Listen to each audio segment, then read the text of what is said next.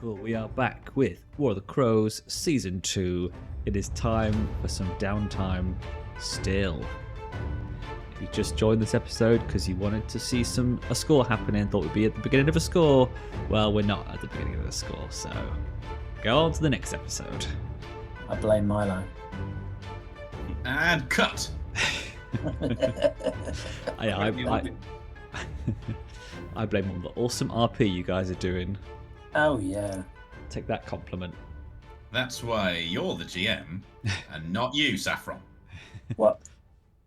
I took no notes last week, which is not a good sign. You can't just send your GM to sleep when you're done. We'll see about that. We shall see. We shall say. Maybe someone's joining us for the first time. They've come from my bizarrely successful progress clock video. They want to come see us use them in action. You better get them on the screen, mate. There aren't any progress clocks up at all. Oh, there will be. I'm going to use a progress clock for everything. Show me the clocks. Show me the clocks. Show me the clocks. Someone said in the comments, why is it a clock? I don't get it. Like, clocks don't have segments. And I was like, it's a fair point. I always think of them as pies or like pizza slices. But I guess it's immersive. I guess it's the ticking element. Pies Ruin don't the tick. drama as well. Quick, fill up the pie before the guards come. I have a petition to rename the progress clocks to Peril Pies. Peril pies. Seconded. Yeah. Because they're, as discussed last week, were you with us last week? They're always about bloody peril. Yep. Yeah. Never nice. But do you eat the pie slices or do the slices get filled in? Oh, this is controversial trivial pursuit. It's true. Would you want to eat a piece of peril pie? And what are the pieces called? Are they called slices or are they called cheeses? Are they called wedges? Mm-hmm. What is the cheese and what is the wedge? What is the pie and what is the slice? What are things? Yeah. Nothing. And cut. Oh, thank you. Is that your catchphrase? I think it is tonight. I'm going to give you so many opportunities to just abruptly end the episode. I thought you were giving me good, like, YouTube shorts. I'm only here for the capital C That's part of content. it. I've been paid like It's going to be huge on TikTok. Yeah. 16 grand an episode plus 5% traffic bonus. So, it's the only reason why I'm here. Oh, a variable That's why I rate, fuck off every episode. All right, well, who would like to read El Scrollo? It's quite a long one, so you can maybe split up the duties. I'll start. Downtime. The crew have sold their stolen loot to both the Dimmer Sisters and Madame Teslin of the Circle of Flame, aka the Circle of Unburnt Toast.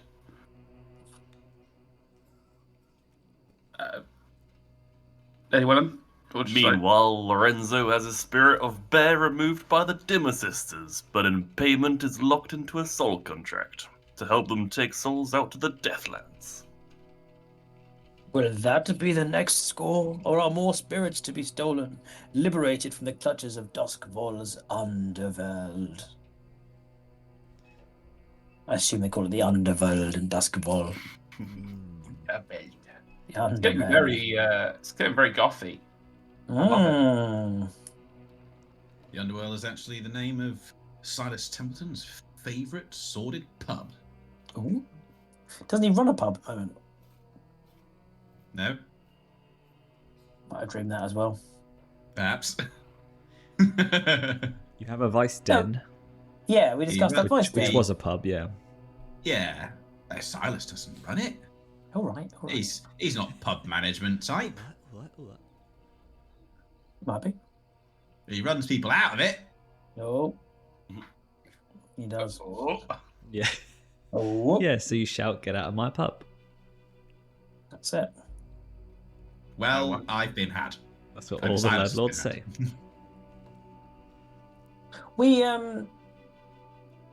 We kept one crate and sold that to Madame Teslin, right? Yes. Did we give us all some coin? Did we do the coin? Yes, you got 3 coin each. Did Friedrich? I don't think you even divvied it up because it was the end of the score. But you're free to divvy it up now. I don't think I put it on my sheet. No, I remember that conversation because I was here when we finished. I was here when we did that score and at the end of it, and that we got 3 coin. Okay. Does everyone have at least 3 coin? Oh, I'm fucking overflowing with coin, mate. I've got 2, so I don't think I've added mine. Well, we came out in the end with 6 coin, right? Mm. Because we also sold them to the 6. So it's 2 each. Madam. So it's 2 each then. I see. So it's 2 each. Well, that makes sense. Then yeah, that makes sense. I'm on 3 total, so I'm squared away. We earned 6 Okay. coin, not 8 coin. Did you have 0 before, Lorenzo? Is there a chance of that? Can't remember, mate. I don't think anybody counted the payment yet. No, I don't think we did any of that. I think you took it away because you paid the tithe, Yeah. which was the 2 coin, Mhm. and you didn't know who you were going to sell it to yet, so we didn't do it in the payoff. Yeah.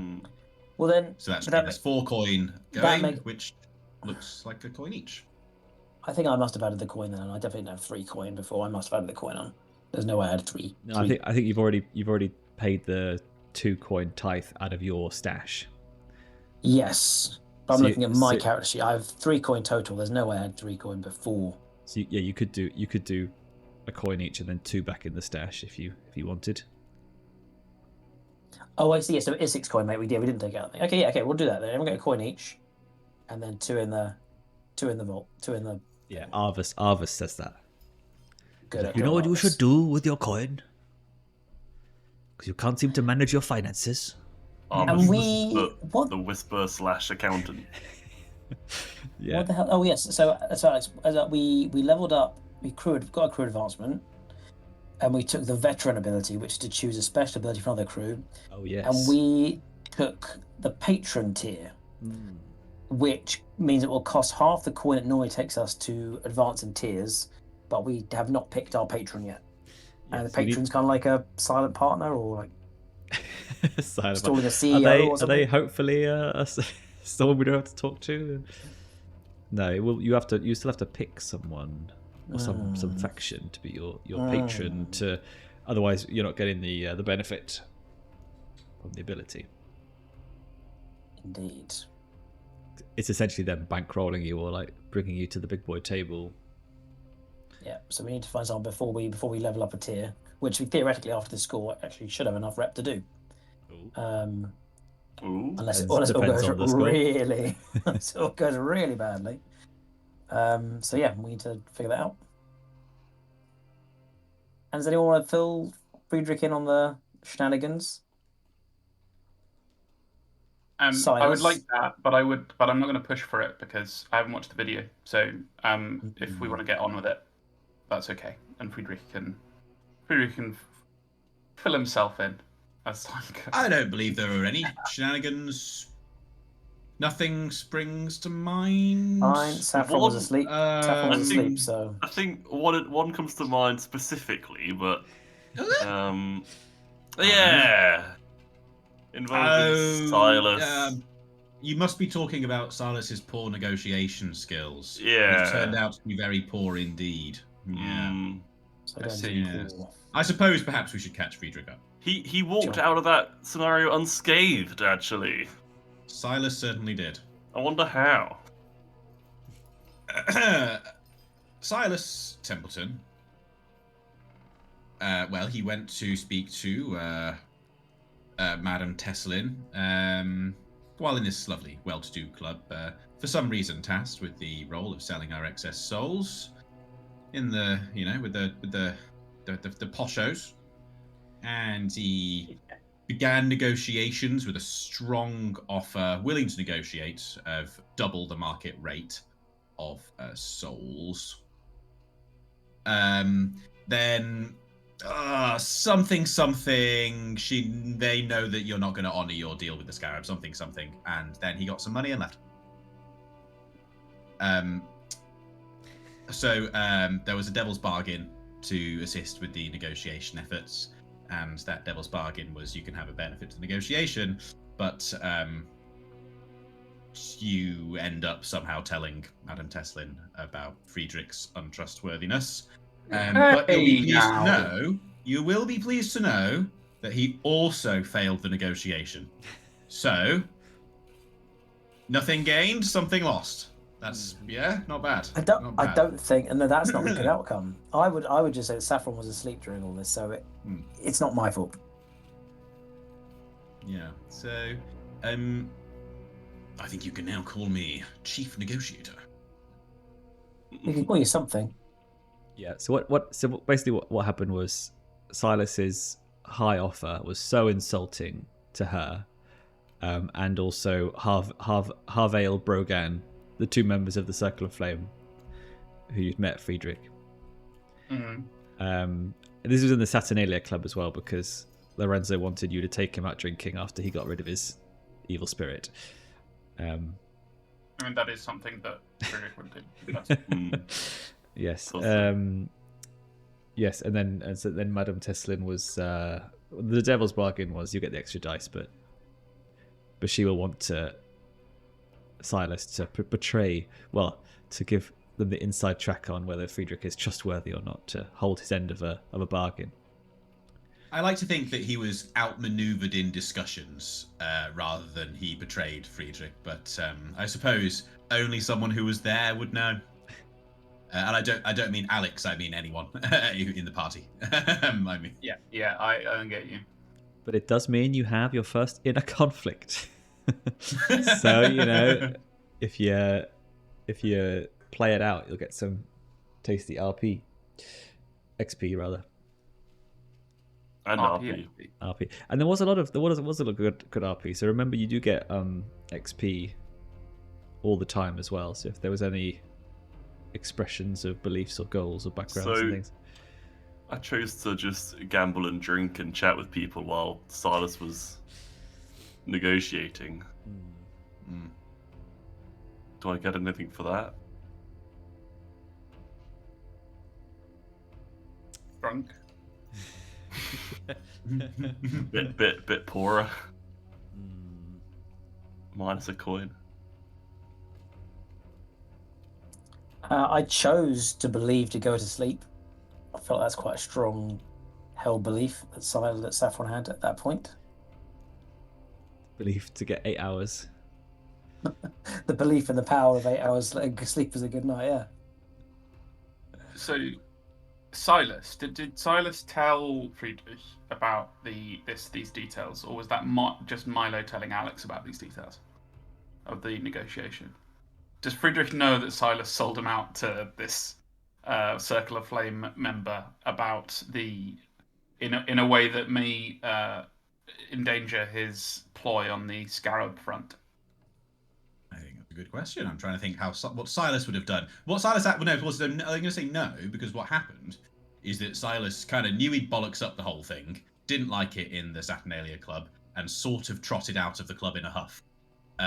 So probably Friedrich doesn't know yet. Okay. Cool. So I just wanted to. But I think that doesn't necessarily mean that Silas is hiding it from him. Just that. No. He didn't feel like sticking about. Gotcha. Yeah, I think that's where it pretty much ended as well. But they are also interested in buying more souls off you, albeit you don't actually know what happens to these souls. You at least know the Dimmer Sisters have plans to release them into the Deathlands. That is something that Lorenzo is now in a soul contract to do. Oh yeah. And I'm gonna arguably much worse. And I'm gonna say if that's not one of the next in the next 2 scores, then you will have counted as failing your contract, and then you get the level 3 harm that comes with it. Yeah, it's pretty bad, isn't it? Yeah. So something else I missed. They will take souls out of Deathland, but we just sold them souls. So what souls are we taking out, Deathlands? Not useful souls, or just any souls we find, or? I think they're just releasing these souls that we've captured, because these are captured spirits that we're giving to them, and they're then releasing as free spirits to roam freely, right? Or yeah, probably some of them they will they will release. But I also imagine Make their I ectoplasm with. imagine it's something that they do as a service as well. Like we will release your grandma into the Deathlands rather than having kept in a bottle and used to power some Oik's lantern. Exactly. So you would be aiding with that. But obviously it's quite dangerous, and you are smugglers, so.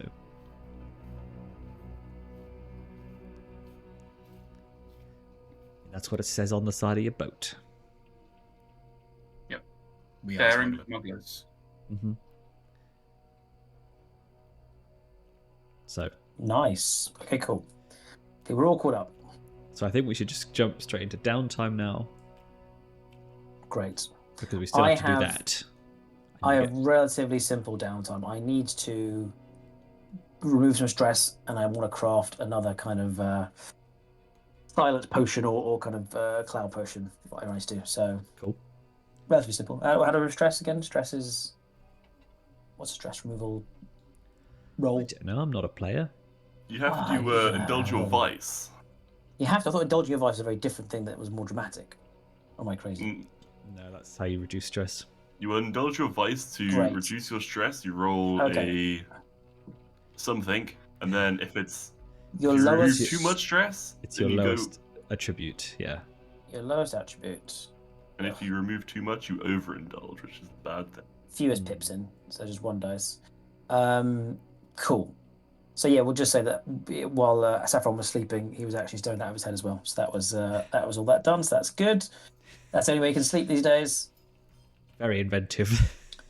Thank you. Thank you. Oh, indulge my voice. Don't you get a point for indulging your voices? What did I get? Oh god, right at the top. What did I get? Well, fuck's sakes. I think this happened last time as well.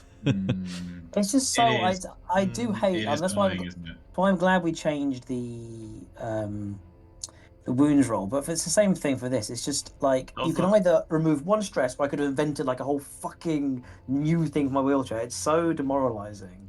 You can just get a 1. Bloody hate dice games. I never play them. But I mean, it's just there's got for what you can do in a downtime. It's just such a there's got to be a buffer on that. Like it's that plus at least 1 or 2. That is just such a useless waste of my time. What a shame. Anyway. I'm so glad. I'm so glad that I don't play Warhammer with you, Mikey. Yeah, very upset. I am well known as the most unbelievably childish, salty Warhammer player on the planet, right? And if you did it, if you played Warhammer, there would be absolutely no acceptance of chance at any point. No. It would always. I don't think everything would be wrong. Even in any of our darkest and most temporarily salty, bitter moments between us and our Warhammer, anyone has yet said, "This is just a complete waste of my time."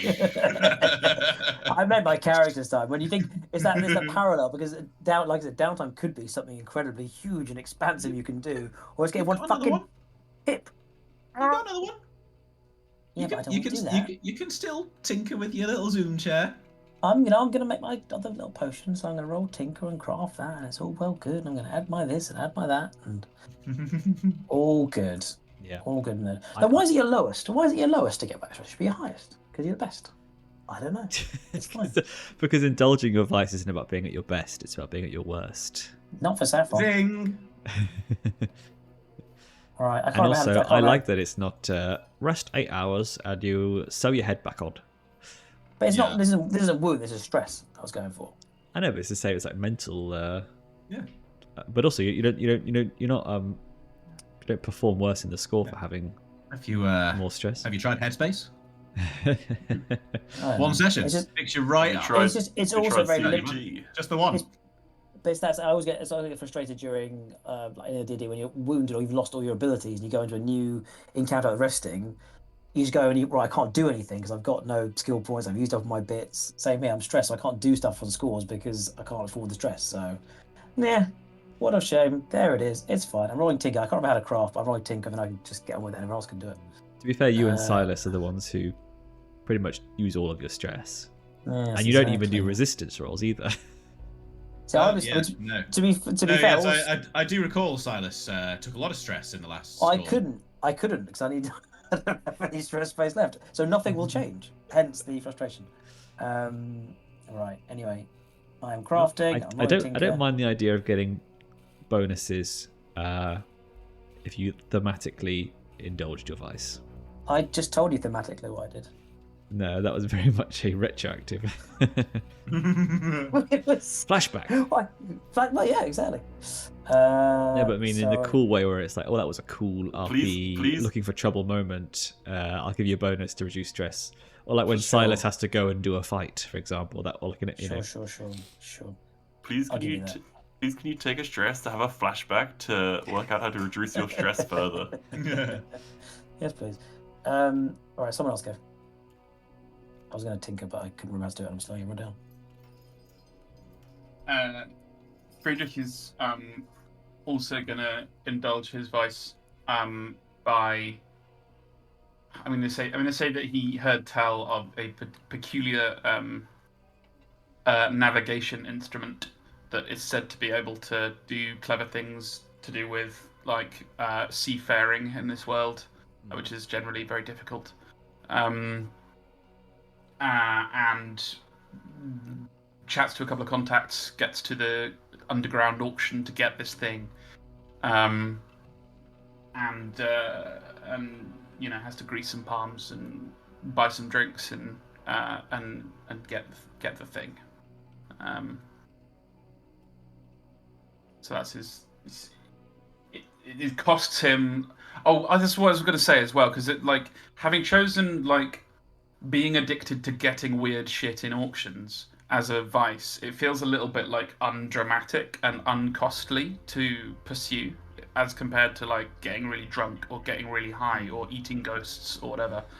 So I was thinking, what if it cost me like a coin to do, but I got some extra benefit, if presumably one coin feels like a lot for what might well be just like one stress point or whatever. But it would be narratively appropriate for Friedrich to basically spend all his money on weird doodads in auctions. What do you say? What? That's... Yeah. I feel like one coin is maybe too much.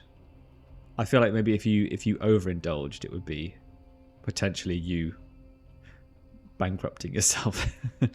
But I know we can certainly come up with some ways that it could be like more of a vice situation. I feel like the best vices always they start like, oh, I'm gambling, and then the next 10 times it's a lot more serious.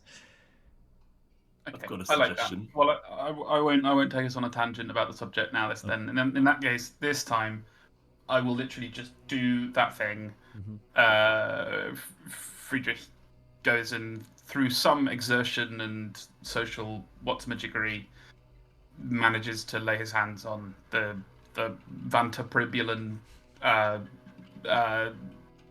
sextant, and as a result, so I haven't done this before because I've basically never had much stress to get rid of. You roll dice equal to your lowest attribute, and attributes are resolve, prowess, and insight, right? Mm-hmm. So it should be just the dots in the first column of each. Okay, gotcha. But I think you just click it, right? You just click resolve or whatever it is. Okay, my lowest is 0, so it'll just be 2. Okay, cool. All right, so I get rid of 2 stress. Yep. Does stress. What was your suggestion, Lorenzo? Actually, or... I was just gonna say, like, maybe if you do the indulging the vice, but then say like his downtime activity is literally going after the Egamantumbi or whatever. He's got that artifact in mind he really wants to go after, and then he's using that one downtime activity to go after that. He's stopping at nothing else until he gets that item, and then once he's got it, he's like, finally. Icy bastard. Maybe that's a bit more cartoony or whatever. I don't know. I may become lost in the blinding whiteness of the tundra Yes. at some point. I'm going to take that and fuck off. I was thinking. Yeah, I guess that makes sense. Like, I can only do it one time per downtime because I'm on that quest to get the what did I call it? The ventribulin sextant. I like the idea as well of like, it's not just maybe it's because I'm playing Darkest Dungeon again, but it's and during the character backstory shrines. But I like the idea of, you know, like maybe the first times you go, it's just an auction and you buy stuff and I know I've spent a bit too much on this thing I don't really need, and then it starts to be more like, I lost the auction, I'm gonna go and steal it in the back room, or I'm gonna seduce this person to nick it, or That's it. Because his lurk alter ego of the Nightingale is sort of a bit like dead at this point because he's not really doing that much cat burgling because he's busy with the Damned Emporium. But I like to imagine that like the Nightingale may have to come out again if, you know, the hunger for burgling just becomes too strong. Yeah, you can even get to the point where it's like, I set the building on fire just so I could have this one this one scrap of map that I really, really wanted for my collection. A really nice classic first edition rulebook of Tomb Kings. Ow. Cool. Well, Silas, Lorenzo, I've got an idea. Ooh. Alrighty. So Lorenzo's going to pay a visit, or I'm not sure if he's already, maybe he already had this conversation with them at the time when he went to see the Dimmer Sisters with the guys to get his, to get Bear away. He might have seen or had a bit of conversation with them and learned about a spirit mask. Now, it's essentially an item you can wear, and it helps you from being possessed in the future or while you're wearing it. And you can also see like ghostly energies in greater detail. So, with our heists being beyond the wall in the Ghostlands, I think it will be an idea to acquire a spirit mask. Interesting. So that's what Lorenzo's going to do with his first downtime. Nice. Is that an acquire an asset? Yeah. It's not fine, it's just going to be a standard one. So, less steps, I imagine, to get it, right? Yeah, I haven't even opened the rulebook. Blimey.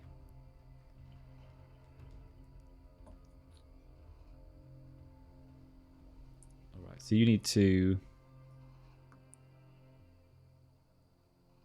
So you choose which action roll to use based on the way you are acquiring it. Acquiring it. Is that right? How am I acquiring it?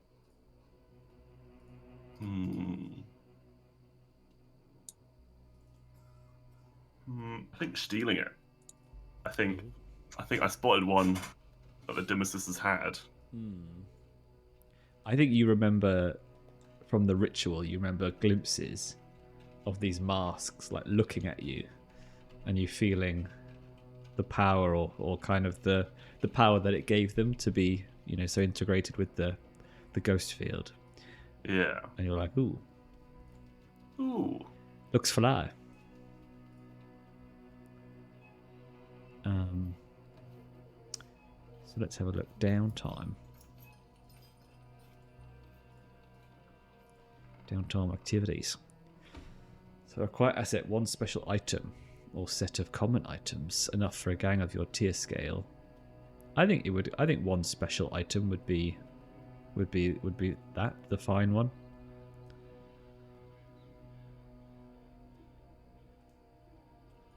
BRB, I'm just gonna get a drink.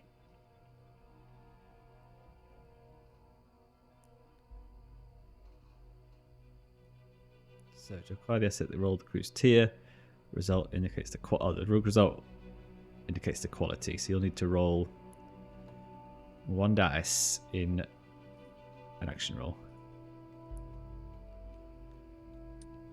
Can't hear you, Lawrie. You are not pushing to talking. Hello? Yes. There you go. Sorry. So I'm rolling my action roll, yeah? Mm-mm.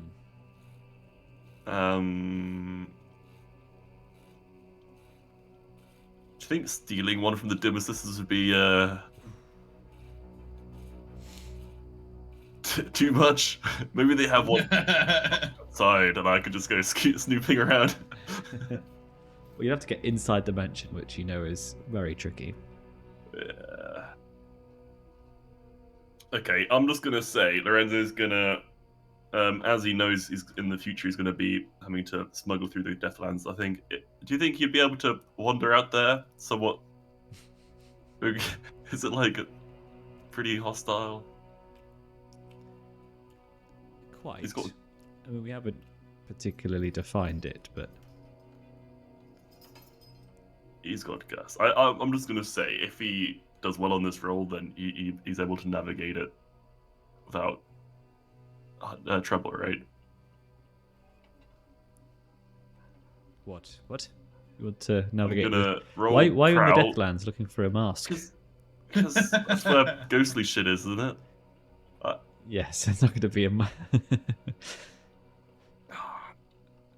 It's not going to be a nice gold chest in a cave with some nice loot. I think you're either going to be able to find. Okay. You're either going to have to go to a freaky haberdashery and buy one, or sway one. See any kind of haberdashery there is? Or steal. I think it's the kind of weird thing the Damned Emporium might have in stock. What's that? I imagine you have to try and sway Saffron to get it. I was thinking maybe I could use... What's that? A spirit this mask. I could use my hunt to try and locate one. But if it's arcane, I doubt Saffron's only started really recently dabbling into the arcane, so he's not. Yeah, give it a few years. I'm gonna use hunt to locate one. Okay. And then if this goes on beyond that, I'll use a prowl to obtain it, I imagine. You know what could be cool? If you go hunting around, maybe you go and you tail Flint slot, or you go ask Arvus where there are some. Cause I imagine people are it's established, right, that people go and nick souls so they can sell them and bottle them up. Mm-hmm. And maybe you're on the hunt for some people who were not so fortunate and got torn to pieces by ghosts, spirits, and they're just lying there. One of them's got a mask on that you can take. Yeah. And you go and take it off their corpse. And clean it. No. I've been on that face for about 2 years. Tasty. I think Gus would be pretty useful in helping you do that as well. Yeah, that's why. That's the only reason I felt like he would have a chance. Is because he's got Gus there, and then you could Gus be like Kindred. Exactly. It writes itself. Right, so it'll be 1 dice because that's the crew's tier. How dare! Unless you want to spend a coin. Position effect doesn't really matter for this roll, does it? No. I'll spend a coin. Okay, so that'll increase the tier by 1.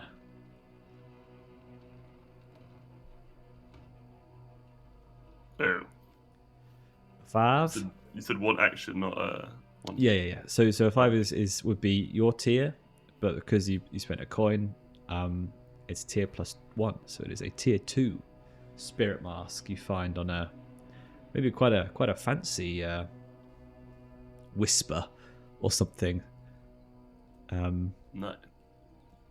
Who perhaps died by accident and his body wasn't recovered yet, so he wasn't found. His fancy stuff wasn't found, but you find this spirit mask on him, or maybe he didn't put it on in time, so he wasn't protected. Idiot! It's So in his bag, all you fresh. You just find it in his hand on the ground. Oh, gross! There's just one hand with a mask reaching up. Right for the taking. Tidy. Cool. Spooky. I like Lorenzo's slowly going into more spooky whisper territory. It's good for the trifecta, you know. Spider first, hand, whisper. Yeah, exactly. Multi-classing like crazy. Spook pity. Alright, so let's see your turn, mate. All right, mate. Silas is. Do we think Belk's moved in? You know, do you think he's because Sergeant Belk is Sergeant of the Emporium's enforcers now. Yeah. He's probably got a. Maybe not. Maybe he doesn't sleep at the Emporium, but maybe he's got a little side room under the cupboard office. Anyway, Silas is going to have a little word with Belky. Okay. And he goes and finds him. Belk's probably, don't know, doing some paperwork, polishing buttons, whatever former police officers who are now third-party enforcers get up to in their spare time. Ironing his trousers over and over again. Yeah, I think Belk is probably in the, I'm still going to maintain the discipline even if I'm not one of them anymore. Phase of his sort of 7 stages of former blue coat grief. So he's going to go up to him and knock on the door. Sergeant, hello. I'm beginning to think that not all of our problems can be solved with intimidation. Probably not, but maybe. But maybe. I think he's like, well, bloody hell, Templeton, you don't lack for surprise, do you, these days? I've nearly burnt me bloody trousers. I've been working on my more subtle arts, a little sneaking around. But, I've been having a few issues of late, negotiating the apparently more perilous waters of high society. Oh, you want to steer clear of that, mate? Steer clear of it. Not for us, Yes, not for us, lot. Quite right you are, but I do believe you've a little more skill in the art of negotiating the waters of society and leading the men. I was wondering if you spare me the time, or there's a book or two on negotiating and people. Yes. You want Trump's autobiography? I knew it. The Big Deal, whatever it's called. The Big Close. Big twat. I mean, I know the actual title, but all of those are better titles than the actual title. Wow, I didn't know that. It's the first time hearing of it. What do we think? What do we think Belk has in his arsenal of supporting Silas in? I don't know. I don't know why you thought Belk would be a good tactful negotiator. No. I think just like he was an officer. Silas has clearly gotten where he is through almost entirely scaring people and punching them in the head. So I think Belk probably has a bit more of an idea than he does.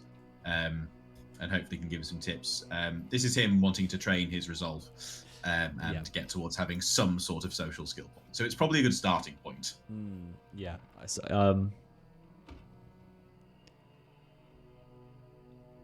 I think it's just going to be like him maybe just anecdotally talking like about things that he's done, like times that he's done good negotiating, and he's like, but then they thought that they were getting the best end of the bargain, right? But then I came in with this offer, and then they were blown away. And then my partner at the time, he's dead now, but it's beside the point. But he came in, and he was like, "No, double or nothing." And you're like, "Yes." It's like I just never really thought of it like that. I suppose you do learn something new every day. That'll be all. Thank you, Sergeant. Yeah. And remember, don't always go in too strong. Because if you piss off the other party, then you can shut things down really quick. Oh, yes. Well, Sergeant, I pride myself on being able to shut things down quickly. We're still talking. Negotiations, really. Yes, okay. Understood. I'll take my resolve pip, thank you, sir. Trained.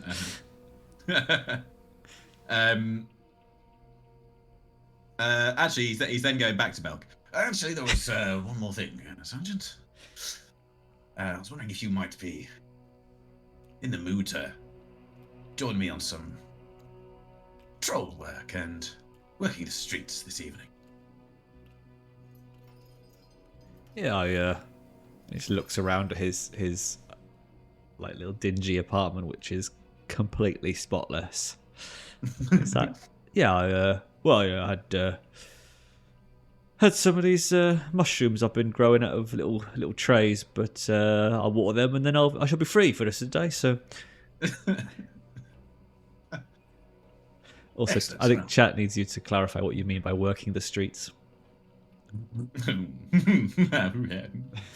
the streets for money and not knowing if it's wrong or if it's right, I think. Muscling in on. Silas. Yes, well, in actual fact, chat, Silas wishes to what I think could work as the beginning of a long-term project, or might not. You tell me. Of basically doing his sort of Emporium enforcers, doing the little jobs around town to win hearts and minds for the people of Crow's Foot. So he's doing old lady shopping for them. Yeah, exactly. Yep. He's going to beat up the people that took the old lady shopping, and maybe actually providing some of that protection that they keep asking people to pay for, and smashing up other shops. Yeah. And people will be like, "What? I thought it was just a scam." Yeah, well, it is mostly a scam, but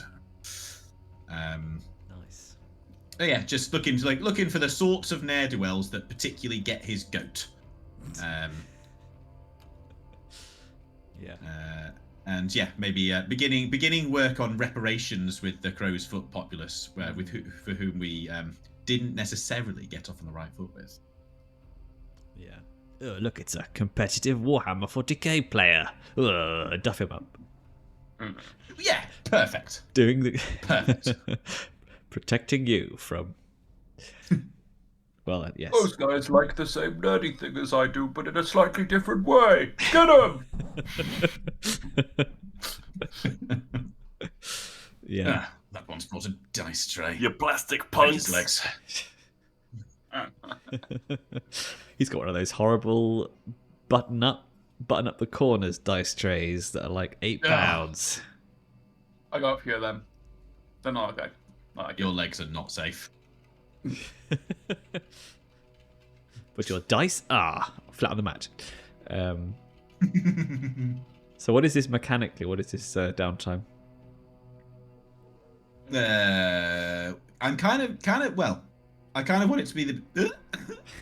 I kind of want it to be the start of a long-term project. Okay, yeah, I think you literally just said that. If that makes sense to you. I think so. Perhaps it's not the grandest of long-term projects, but I suspect it's more than an evening's work. Well, let's decide, as we shall have to start a clock for it. Let us decide what will be the result of it filling. Maybe raising the citizens of Crow's Foot faction status. That was my intention. Okay. And if there's anything else that is additionally creative we can add to it, thinking, processing, probably not, but if anything comes to mind. But that's the main thing. Nice. Well, you're at -1, so I feel like a 6-sided clock will get you to 0, back to 0 again. Nice. So it looks like Silas has got his work cut out for him for the next 10 years. But then, once the citizens of Crowsfoot are our allies,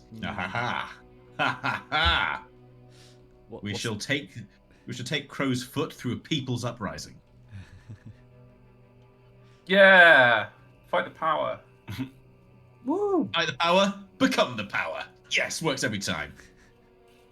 Up the workers, but only while we're the workers, until we're in charge, and then down the workers. Fuck the workers. Nice. I've also seen Napoleon by Ridley Scott. Fuck the pyramids. Fuck them right at the top. Yeah, I was going to say there is somebody in the Blades Discord who's running a game where the players are literally in the middle of a revolutionary war, and they have deployed the guillotine as well, and they are like in the process of killing many aristocrats, which I feel like after watching Napoleon, it's like, well, that's a bit grim. But needs must. When the devil drives. Yeah. The stolen car that is Blades. I'll probably have to roll something, won't I? Yeah, so you can roll whatever you think is suitable for this, and then I'm gonna say that I think the thing that makes sense is like prowl on this occasion, because it's not really skirmish, right? The idea is we're not necessarily going around just kicking the shit out of everyone. We're sort of trying to, I don't know. It's in that realm. I feel like it fits somewhere between the two, like, but they are still, going around primarily kicking the shit out of people who they feel are doing the wrong thing. So I don't know, whichever makes sense. I was also wondering, because the idea is he's also taking the cohort out with him, if there can be some benefit to doing it that way, seeing as this is kind of what we got them for. So I don't know. You kind of looking to you to say what you think makes sense. Maybe they don't. I don't think they would. I don't think they would help with they just enable this, really. I think so. I don't think you'd be able to do this on your own, or it'd be a lot of knights fighting crime. Yeah, that makes sense. The first step was to get the cohort. Yep. Then the cohort is making this possible. So yeah.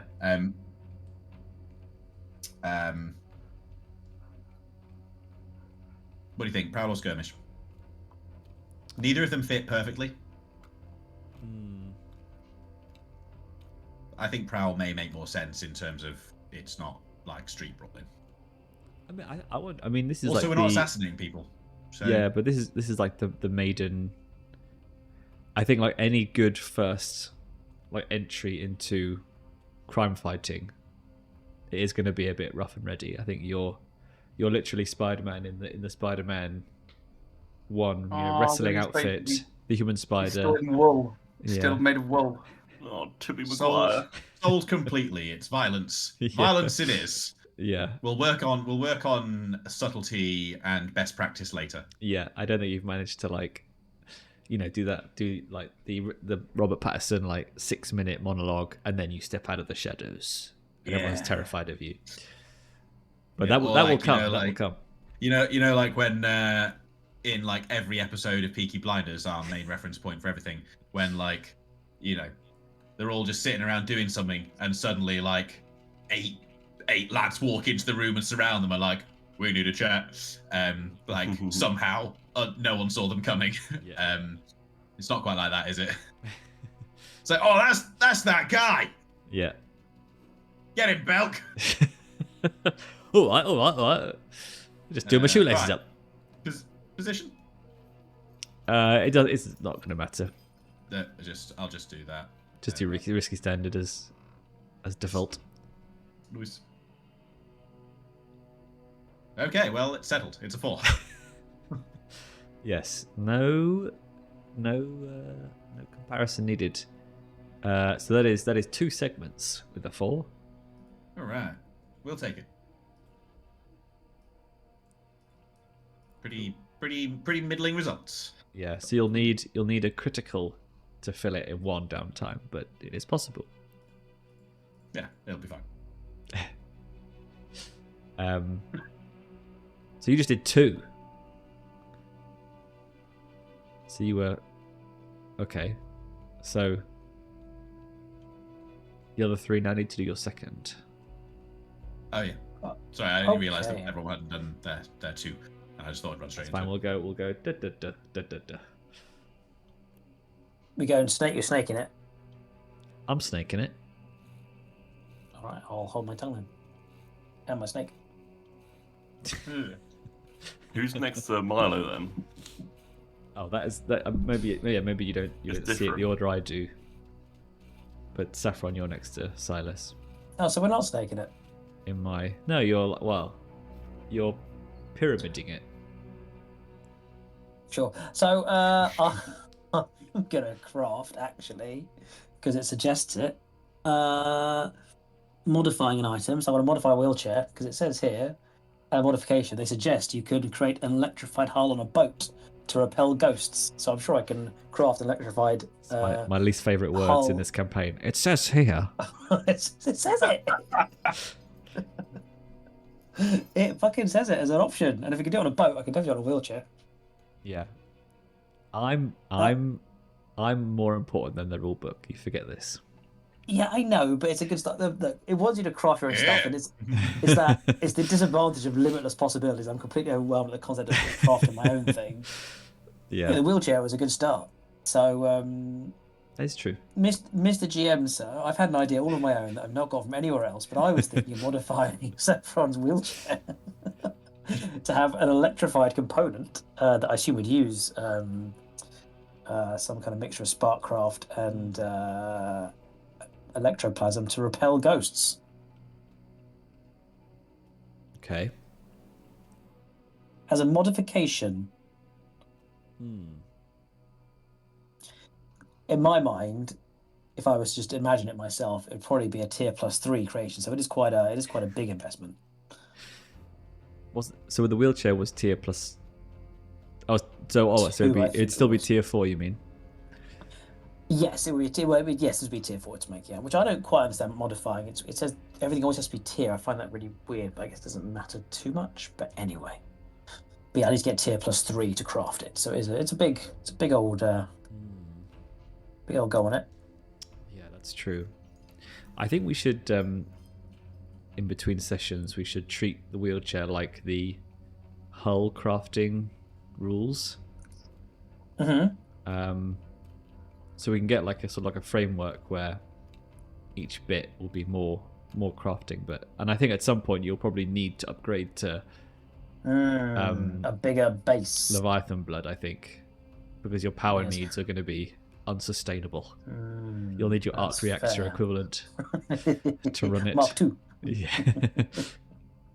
Well, you want to create all modifications like a clock, or you're just saying like a clock that runs out once it's used up too much? I think we need to keep track of, maybe we do some sort of we gamify it a little bit, so maybe there are some like enhancements that you're able to switch on and they have like a power supply. I'm a big fan of that. Oh yes, I certainly could imagine using ramming speed while the electric's on. I imagine it definitely has to be an either on, like shields or boosters has to be on for sure. No, I definitely agree with that. Yeah, a supersonic ghost repellent wheelchair. Just drive it through the Deathlands, like. Yeah, well, it's tough because I can craft a arcane potion that repels them, but it's got one use. I'm like, for like 3 tier, but if I could craft myself an actual permanent thing, the usage on some things is a bit much. Like, it's quite a lot. Like a whole downtime, 3 tier to craft 1 potion. It's quite restrictive. Whereas crafting something that actually could be. Yeah, I'm gonna say yes, but I'm gonna say it is a 1 use per score. Ability, fair. Because it will probably need to like recharge, and you need to fill up the potions again and all this. Yeah, that seems fair. So it's kind of like consumable, but on not permanently, but on a per score basis. That's its drawback. That's fine. I'm absolutely fine with that. Cool. Sounds good. Right, I've got to craft the damn thing now. Did we decide? Because it's a weird one, I'm looking at it. Did we decide we have a workshop? Because we have the. I think it is ticked in the back on of the your sheet. shop, isn't it? Huh? It's in the back of your shop, isn't it? That's what I think, but it does say crafting, you need the crew upgrade, but there is no crew upgrade. And I looked it up and people did say, yes, if it's narratively in the game that you have a workshop, then you have a workshop. So I think we've always said we've got it. In the layer section of the faction sheet, it says, not faction sheet, crew sheet, it says you got workshop. Oh yeah, we did get it. Yes, of course we did get it. Yes, absolutely. Brilliant. Okay, cool. That's good. So I only need to get 2 things. So 1 quality, I've got the thing, so I need to get 2, which is fine. Cool. Right, roll my tinker. Here we go. Tinker. Soldier blinker. Come on, let's make up for the old stress, shall we? Here we go. Oh, it's not the best, but it's not worse. Okay, that's going to be quite expensive then. So a 5 on the old crafting just means that I got quality equals level tier. So I've got 1 plus 1 for the workshop. I have to pay 2 gold to get there, which is a bit steep, but it's kind of cool. So it seems fair. I will pay 2 gold to get my electrified ghost repeller, and it's going to be cool. It's going to be like LED strips, so it's going to look really cool when it flares up. It's going to look really good, guys. It's going to look very cool. I was thinking 1 tone, but I don't know. Maybe it should be RGB. Like the DeLorean when it goes like. Yeah, you kind of want to have like the run of colours, I guess, going around it, I suppose. So yeah, probably RGB then. All right, best think of it like a customised PC. Let's do that one. Cool. I spent 2 gold, and I got that to craft the upgrade. Those tuk-tuks that go around. Yes, that's exactly right. 7 dials. Leicester Square. Yeah. Leicester Square. Yeah. Next, I'll get the speakers that just blare like Katy Perry's fireworks on loop. Very nice. Cool. All right. It was a bit costly, but I'm pretty excited. How much coin do you have now? 2 coin left. This is why Saffron's never been able to retire. So many projects. Yes, I could keep my money, or I could make a knife that's also a hamster. Maybe you would be a good Warhammer player. That's the collector's mindset. No, I'm terrible. It's video games. I can never keep money in games either. I'm terrible. What's the word? Economist. Cool. Downtime done. Nice. Thank you. Right, Lorenzo, moving along the snake, or down the pyramid. So I thought either training my training my resolve, so I can at some point either improve my communication or get a point in a tune. Should have gone along to Belk's little seminar.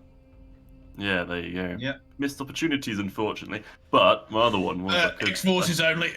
Hey, I was a Leviathan. Bloody mercenaries. Unlike the blue coats. Blue coach. Love me blue coach. Love me mushroom soup. Love me grog. Now you look here.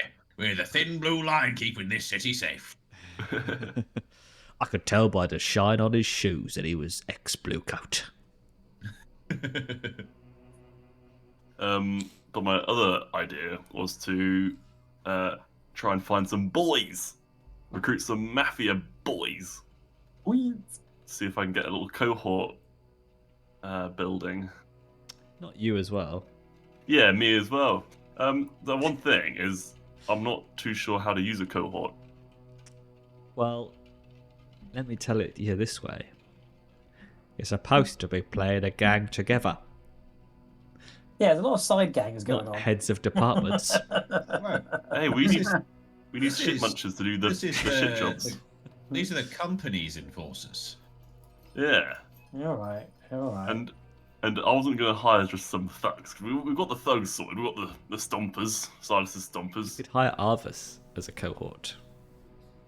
I was going to look into getting some rovers, so some ex-sailors, some guys who are used to scavenging the Deathlands potentially, something like that. So expand our horizons a bit into the Deathlands. Some rovers? Yeah, rovers. So it says rovers can be sailors, range rovers, carriage drivers, Deathlands scavengers. Get some range rovers, mate. What page are you looking at? It's going to make 96. the Deathlands much easier if we have that comfort and the ability to look down on other motorists. Yeah. Unless you have a evoke and they have a Ranger of a Sport. Oh, well then. Oh, you mean the Chavoke? Oh. Classic. Oh, yeah, rovers. So what would they be? Sailors, carriage drivers, or Deathland scavengers? I think Deathland Scavengers. Okay.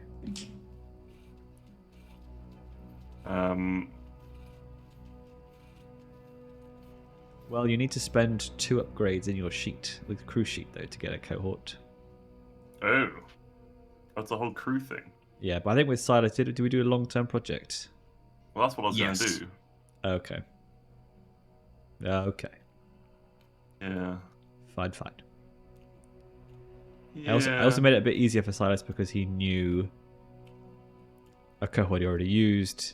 He knew people who were ex-blue coats, etc. I'd even paid them in the past. You have paid them in the past. You've paid them? Well, we hired them. We hired, some of them for a previous job. Remember when we brought some? Yeah. And Some smashed thuggos down the on the front job. doors, yeah. Yeah, it was. Good times. Yeah. I don't. Yeah. You can start the long-term project if you want.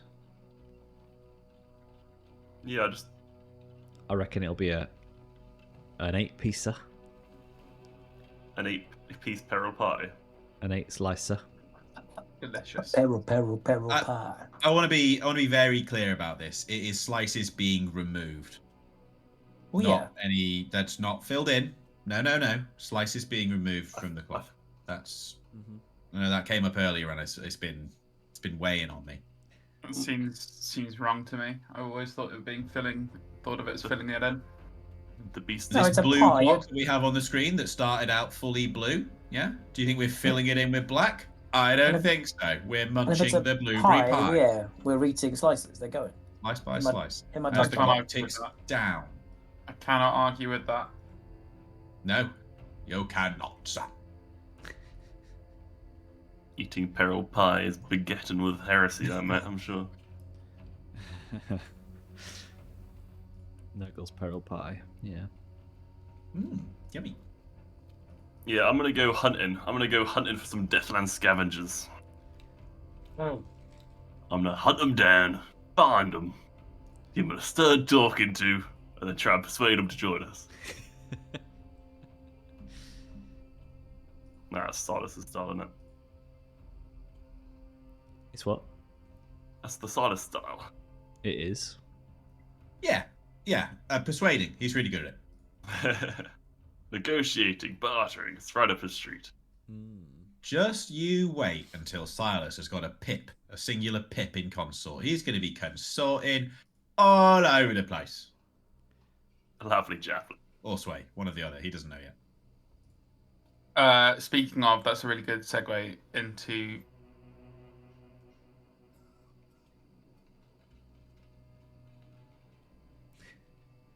Suspense, it's killing me. by seducing a fresh young thing in one of the flesh pots of Duskvol over the course of a few nights. Ooh. The first half of that was cut out for me, so I just heard flesh.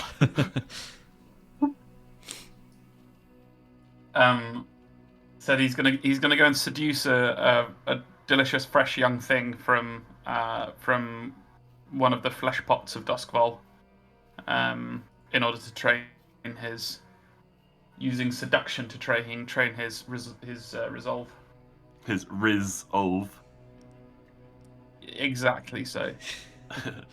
May I suggest that you attend the Red Lamp in Silkshaw, run and established by Madame Tesselin herself?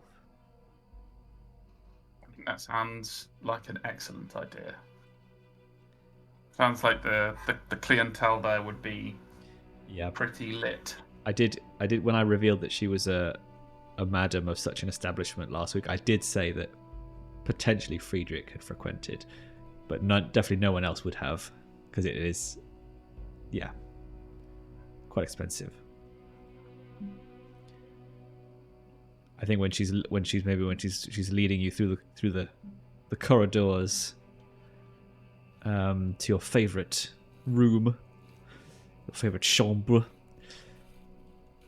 I think she says, "I met your compatriot, Mr. Templeton, recently. It's a very amusing character. Certainly likes to talk. Certainly knew a lot about you, Friedrich. It was very interesting."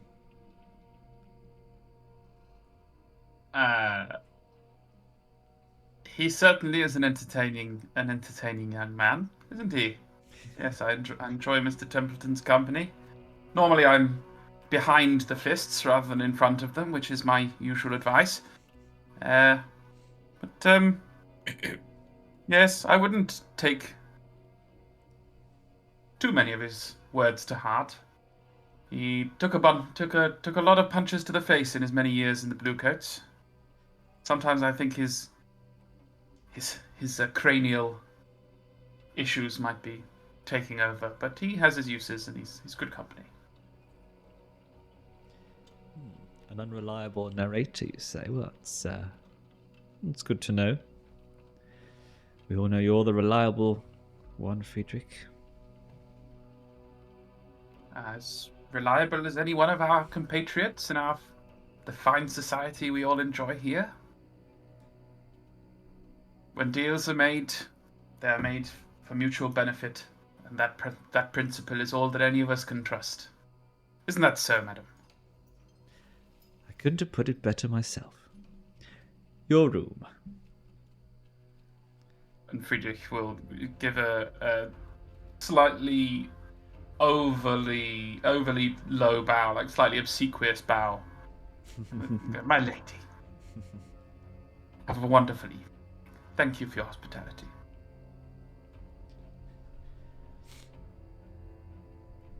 Nice. Drama. So much drama happening when you didn't have a water fight. It's crazy.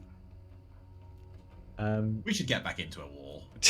I like having two downtimes, thank you.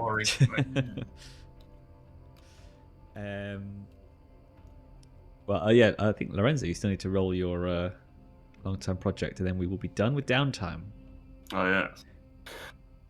Let me hunt these lads down. Where would Deathlands scavengers, frequent? Do you think? The Deathlands. Deathlands. Yeah, but surely there's some Deathlands pub where they hang out, which is in the Deathlands. It's where they hang out before they go out there, or they come back in there after a hard day's work scavenging. Yeah, it's the starting area of Borderlands 1. Oh. Fire. The name will come to me. Brimstone? No. Yeah. I don't know. You roll, and I will find out. Nice. Oof. Woo-wee.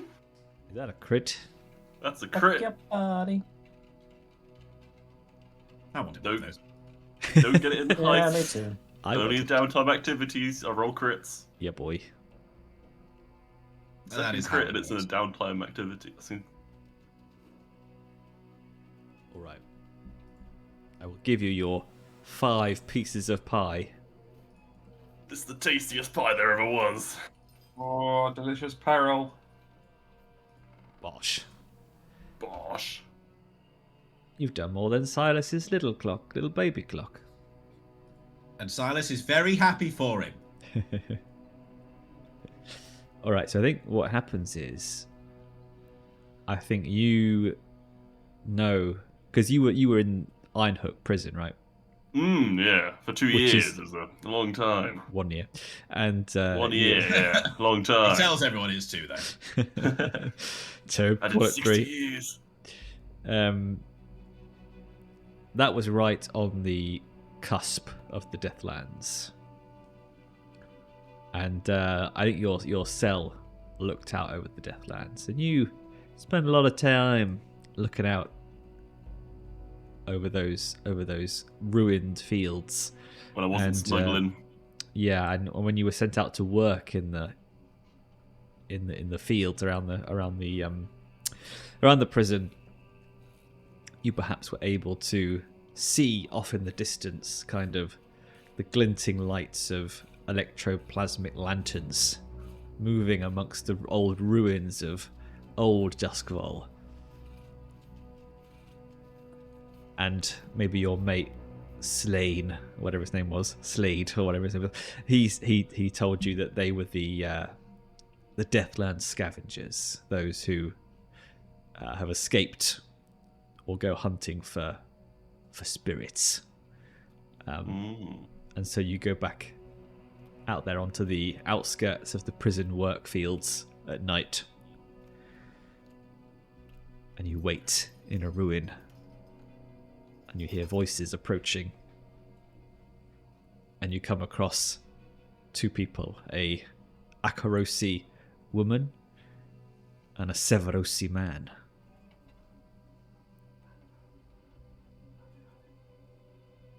And because it's a crit, you got on very well. They must. I brought Gus, of course, and I think he probably started the conversation. Because people. Yeah, well, no, he doesn't start it like that. He starts talking. He doesn't start talking. He's not bloody Scooby Doo.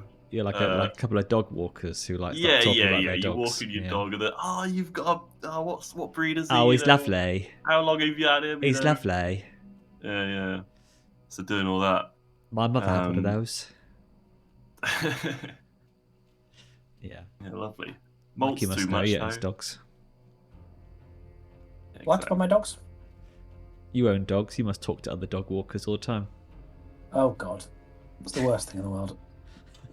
Luckily, you have a really good conversation starter. Worst thing in the world. Hey. Name one other thing.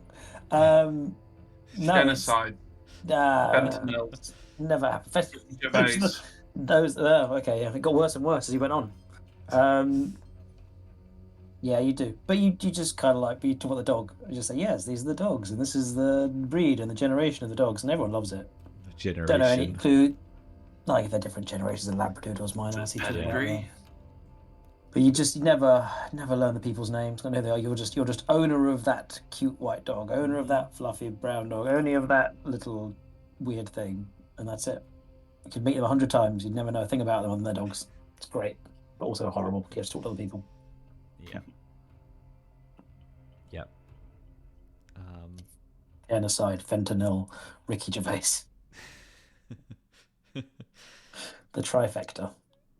Yeah, I think maybe you join them on their hunt for some spirits, and you and Gus managed to, maybe using your new death mask, you managed to help them find some spirits. That's the other thing. What do Deathland scavengers do? Are they're just scavenging for spirits, or is it just is there a lot of we've not discussed it really, the Deathlands, but is it almost like a battlefield? Is there lots of bodies and stuff? Or... So sometime before, I don't know how long before, but at some point they had to move the lightning barriers closer into the city. So there's Duskvol as we know it, and then there's a bit around it where it used to be Duskvol, but for some reason ghosts got in or something, so they had to move the lightning barriers back. So it might look like the city, but it's obviously in ruin. So imagine when you play it's like Osgiliath, for example. Yes, but also Assassin's Creed 3 Brotherhood. Oh God! Oh yeah. When you're in Rome, and there's all the Roman ruins, because there's the Renaissance Rome city, but then because there's 1.5 million less people than it was in the height of the Roman Empire, there's all these Roman ruins everywhere. I think the same in Valhalla as well. Actually, I think Valhalla has a lot of Roman ruins. Somewhat following. Yeah. Osgiliath. Osgiliath. or Where's the place with the volcano in Italy? Vesuvius. Mount Doom. Vesuvius. Pompeii. Mount Doom. Pompeii. Like a Pompeii on Do you mean Gilead kind of Herculaneum? Herculaneum. So yeah, like Osgiliath, Pompeii, probably a bit more grimdark than Pompeii. So I went to Pompeii last year, buzzed off it. So much better than I thought it would be. It's some... Fucking buzz! This is Olly, this is Pompeii. Yeah. And then you go out, you have a fucking great tiramisu. What else could you ask for? Did I see the wanking man? Is that in the... Sorry, chat's asking if I saw the wanking man. Is that in the brothel, the famous that you can go through? Rings a bell. There's dicks leading to it in there. You didn't go and see the famous wanking man? I think I did, but I can't remember what it was. Well, Was it just a wanking man? The guy who's been like completely, frozen in time as immortalized.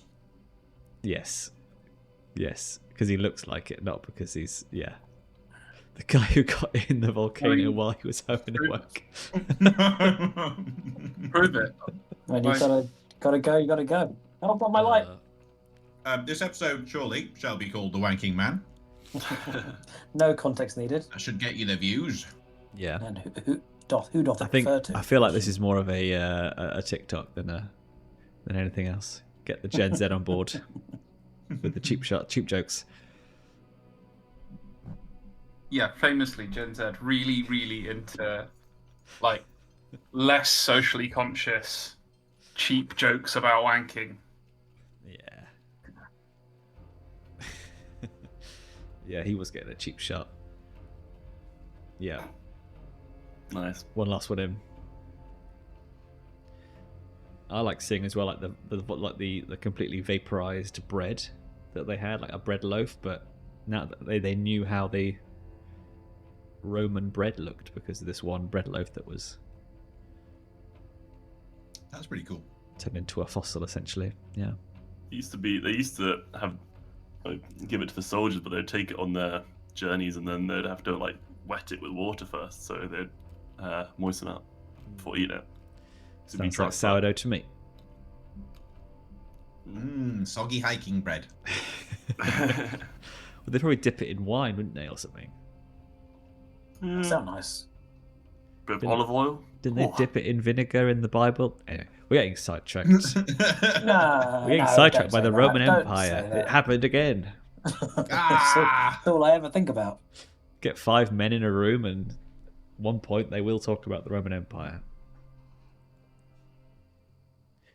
Yeah. Now this is a TikTok. Yes, it is. This is pod racing.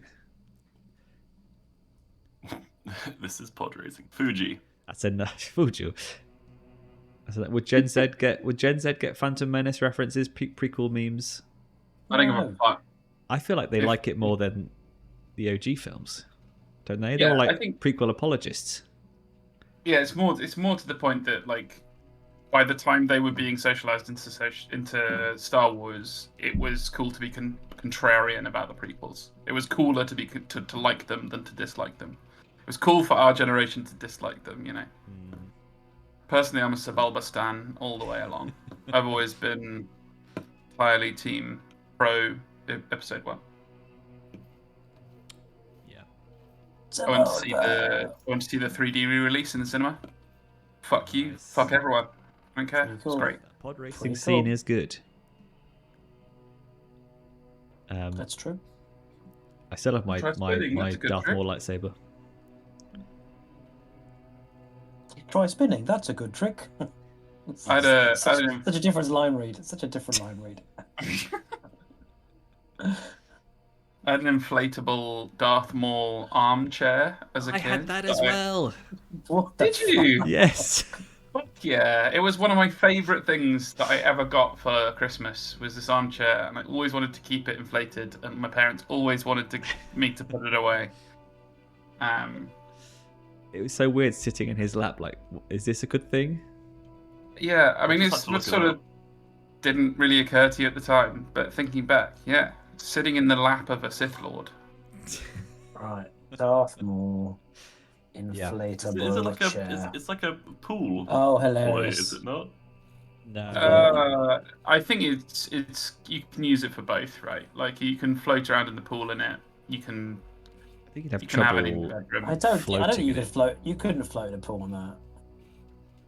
It featured portable, durable, and stable. That's one of the features. Comfortable armrests and backrests. But it's Heavy gauge vinyl. This was back when the gimmick was just to be inflatable, or it wasn't even like for purpose, right? Well, the purpose was to sit on it, Lawrie. Like, And it's look not Yeah, cost but like, isn't it? why not just have a normal chair, stylized, it's more like Darth expensive, Maul? isn't it? Yeah, An actual chair is more expensive than one that's inflatable That's plastic it. bag. But not as comfy, surely. I sent it on Discord. And you can't deflate it and put it away when your kid gets bored of it after 10 minutes. Which, for a chair God. that looks like Darth Maul, is quite an important characteristic, I feel. Nowadays, you get kids with gamer chairs with Darth Maul's face on for 200 quid a pop. Yeah, it's true. I sent it on Discord if you're interested. It's so creepy. Like get your kid a secret lab chair Yeah. with whatever their favorite thing of the moment is. You get a noble chair's chair with stupid Warhammer 40k bullshit on the back. Oh, Yeah. Personally, I'd be all for the latest Secret Labs Demon Slayer release, were I to ever buy another one to replace the one I've got, so never, I guess. Oh, I thought you'd be all over the League of Legends ones. One of our viewers is the proud owner of the Misfortune chair. Jeez. Chitty chair. Mm, Holy shit. yeah. Does it? Yeah. Wow. Welly Wellington. Well, this is for me. When I'm editing, this is where I end the Waffle chapter segment. Yeah, that was maybe our biggest Waffle tangent in quite a while, actually. That's a solid 15 minutes of shit. Yeah. That is, yeah. Maybe we won't get to the score by the end of the session, which I'm not too sad about. We have completed Downtime. Yeah, so I think, back on track, Lorenzo, your long-term project, I feel like these two people maybe would be interested in joining your cohort. I've rolled a crit, so I'd hope so. Thank you. The Severos is like, I think if you would have work for us to do, then we would be grateful for your skills, your direction in the future. Listen, all I'll say is I'm gonna be working in this area a lot in the future, and having people around me who know a thing or two about the Deathlands gonna pay dividends for me and you. So it's in your best interest to keep it in my contact. Capiche? I think Lorenzo should be giving the seminars on Resolve. The what? Exactly. Ex- You should be teaching Silas the acts of negotiation, the art of the deal. That's it, isn't it? Yeah, the art of twat. I feel like Lorenzo is part of the seduction community. Like I was just trying to remember what that awful thing was called, so that I could. Oh, the dating game thing. Yeah. What? I've forgotten the other name for it. There's some awful there's loads of pickup stupid artist type names. person with a bunch of That's like it. you Pick know up artists. how to get your women's by negging them and stuff. Like it's a whole thing. Yeah. Do And I tape thought that's before the internet, basically. Yeah. That's the sort of persuasion I imagine Lorenzo. Well, Alex and I clearly both imagined at the same time. I think Lorenzo would be. Just him leading seminars on, how to nag. I feel like Lorenzo would fit into that environment. Or Lorenzo. Hey, Just trying to get some scavs here. I'm not. Yeah. Yeah. Well, you did well, whatever you did. Negging or no negging? Negging or respecting? Lorenzo's first Duskvol rap release. The videos in the Deathlands. You can join Lorenzo's Discord to make money really quick as well. I'll teach you about finance hacks. Yes. Yes, download my PDF, my ebook. Yeah. Oh, Sign up. Please- It's £100 please a month. tell me, Yeah. I'll all teach of you the everything right- you need to know. mushroom crypto to invest in. Yeah, my Deathland coin. Deathland chips. Well, that is the downtime completed. Complete. Nailed it. You have some score potential, some score jobs on the table. You also need to pick a patron. Yes, The or idea two. was that you did want to do a score for a potential patron to seal the deal. Yes. I mean, there's a bit of a wombo combo. We've got Dimmer Sisters do their thing with Lorenzo, kept them as our patron. Well, it's not really. We got 2 heists, otherwise I get ghostly burned. So it's not really. I feel like we've got to do the Deathland contract for the Dimmer Sisters, don't we? we said a bit of time on that. Yeah, maybe. This is what I said in my progress clock video about progress clocks being a bad thing, because you say to the players, oh, this bad thing won't happen until this time. And they go, okay, fine. Don't have to worry about it. Zero I thought it was a peril. thing. I'm going to but- have to watch this video, Ollie, because I think what you've just described is how I handle my life. Oh. Then Yeah, maybe careful as there's well. some good advice I can take out of the game back into my life in there. Where's Which I did last week, which was get 8 hours of sleep. That was my advice I taught myself last week.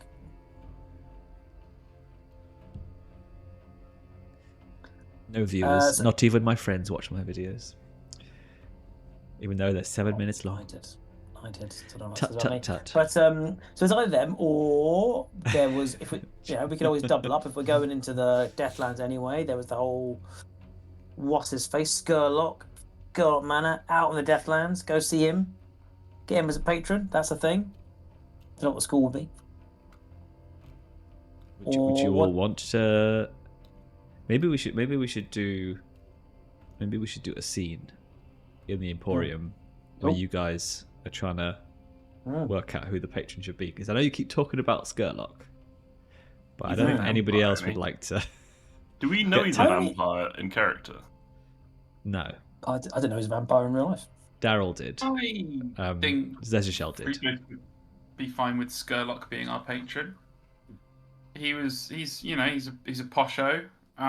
He helped Friedrich with part of the setup for the Scarab score. Mm-hmm. I don't know if he's is Skurlock. Skurlock's not one of the Circle of Flame, is he? No, but he does go to the Saturnalia club sometimes. The club, the club. Didn't we just say it like? In We the just say it club. like 50 yeah, Cent. 50 Cent. Did he? Yeah, I think Friedrich would certainly lean towards Lord Skurlock, but probably not be terribly. Would you prefer Terribly, him yeah. over the Circle of Flame? Well, are they an option for a patron? I thought we were thinking of. They are. I mean, everybody's an option. To be fair, They're quite they're new. they're though. a faction. I think what we said last time was kind of it makes sense in character in universe for all our characters to have their own idea of who our patron should be, so maybe have an idea and then Put it all in a hat. fight your case kind of thing. Yes. I think Lorenzo's fairly open at the moment. He'll be the patron. Trying to think. I keep saying to his I need to Gus will be the broaden patron. my horizons. Broaden my horizons. Who else could it be? I mean, the grinders, the Lost. They were on the radar, weren't they? They're not moneyed though. Our patron shall not be a crew of equal tier to us. That'd be a shit patron. Yeah. The grinders are tier 2, actually, mate. And they're Aim higher. just a bit crazy. They just want to go and cause chaos, basically. They're not gonna have much. Lorenzo doesn't like them financial since backing. he worked out what their true purpose was. No, I don't like him at all. After a year of being nice to them in prison. Oh shit! I thought this was like, you know, a pretty. This is too lefty for me. Yeah, I came thinking that it'd just be drinks and a few sausages, and now they're taking me off to Parliament to blow it up. Yeah, I should reiterate though, because I think in that episode I listened back to it. I think it might have been misunderstood that the grinders are like out to kill anyone who works on the ships, but it is just the people who own them. I did reread their blurb. Their blurb. And it is more like they're anti the industry or whatever, or they're trying to, you know, they see the fucking. It's like the I can't speak right now, but it's, you know, the Age of Sigmar campaign we did. It's almost like that with the same industrialization. Yeah. You know, all the radiation and shit. Yeah. Oh, so you'll be going out to fight the grinders then? Yeah.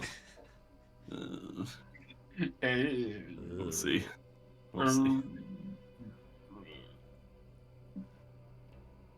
Maybe. I think they're out to target the aristocrats who have a monopoly on Leviathan blood, rather than the other working class people.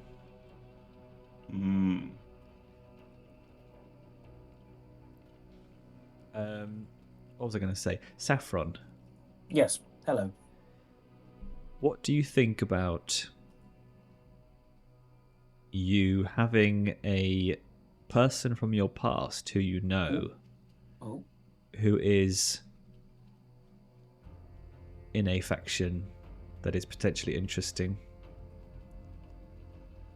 Like way back in, you know, chemistry undergraduate degree that you did, and you were like friends, and then they're now like in the. They've gone on to form a successful company of their own, left me behind, and now I've found myself with a terminal illness and have to turn to a life of crime. Yeah, maybe they're like a senior Sparkwright. Would they be within? For who? For would they be as part of the Leviathan hunting crew? No, that's not quite right, is it? I'm trying to think. We don't have a connection to anyone like that now, do we? In terms of that, we have to find them first, would we not? Yeah, I think it would just be a cool thing where you could be like, there's someone from Saffron's past who he would want to go and make the case that, you know, the Sparkwrights should be a patron of the Damned Emporium because of XYZ, and it might not be true. It might be true. Probably not true. You could, because they'd be obviously having like, you know, research programs and seeding money, and I love it. We don't have a strong. We haven't even interacted with the Sparkwrights as a crew yet. Does that not hold us back a bit, or does that matter particularly? Doesn't sound like it does. I think this thing could start a new thread, so to speak. Yes, well, I can, you know, no one seemed to react to my ripping off the plot of Breaking Bad, so I can continue to do that, and no one seemed to notice. So that's fine. So yeah, absolutely, it could be the case that there was, yes, he was back when he was a bit more on the, let's say, what's the right, straight and narrow. That's the phrase. Yes, he had friends as they were coming up, and they were plotting in all the ways they'd, you know, run, you know, Duskvol with the finest wares and the most exciting inventions and creations, and they all went on to become incredibly successful while Saffron struggled in mediocrity and squalor. And yes, they would have gone on to the Sparkcraft Guild. Otherwise, I've been fascinated by it, and it's been quite a revelation for him to finally kind of come to grips with technology recently. And yeah, he still has that connection. He can pull up. He's still got, you know, he knows the dirt on them. What they did to get ahead back when they were all a little gang together, and certainly could try and manipulate them or lightly blackmail them in a nice way to be a patron, or to kind of help them develop as well, or, you know, or maybe it might go. Some secrets might be leaked about the nefarious things they did to get to where they are. Maybe you did some sort of less than legal experiments in med school, and you absolutely that would ruin their career if it came out. But they are fond of Saffron, but also yes, they're kind of like fine, or at least they would be open to that, because they would ruin the credibility of their supposed technology. And of course, Saffron would claim to be part of those inventions as well. Could come and knock in for his cut of the wealth and the earnings they've made. They never fully paid it down. I'm sold. Great. Is this like the Facebook story? No, it's the plot of Breaking Bad.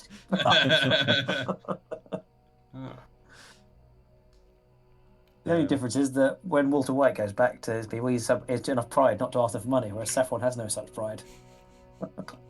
It's fine. Olly is not a partner yet. We're not monetized on YouTube. There is no copyright issue yet. We've changed all the names. Once anyone makes 1 penny from this, Mikey gets shot with a silence pistol.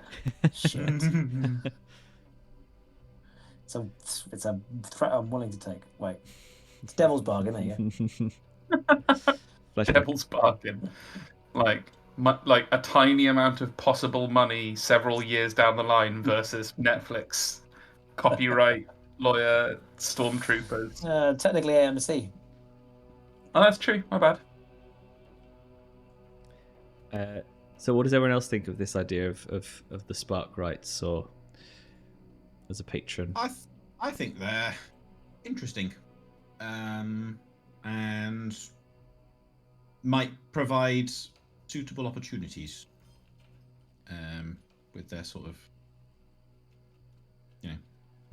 shenanigans they get up to specifically. So I quite like it. I think it'd be an interesting guy. Certainly more interesting than to Silas, at least, than Skurlock, who's like some creepy dude in a mansion they met once.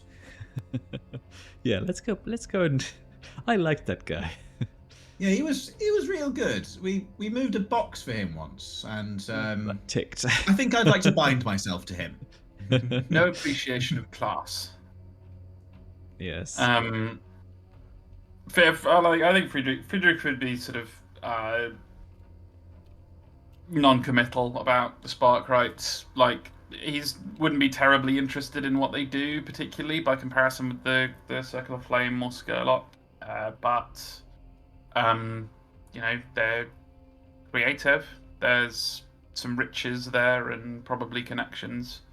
And Friedrich's probably less interested in the choice of patron than anyone else, anyway, because he's kind of invested in his own patronage by the Circle of Flame and or other artifact related people, anyway.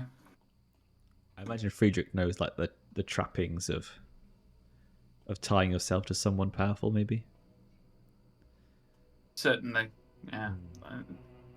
Somewhat like Saffron, he's already escaped / run away from the lack of independence caused by social structures and patronage. Yeah. Nobility. Well, then perhaps let's generate a name for this individual. Lorenzo doesn't get a say in patrons, does he? Okay, alright. Nope. Alright. Wow. Goodbye. You are the weakest link. Lorenzo's going to want to work for Big Oil, isn't he? I think we should kill the grinders. Yeah, I do too. And me. What's wrong with that? Look, mate. That's going to be my next long-term project, planting seeds of distrust amongst us and the grinders, and then planting evidence that they're fucking the status quo.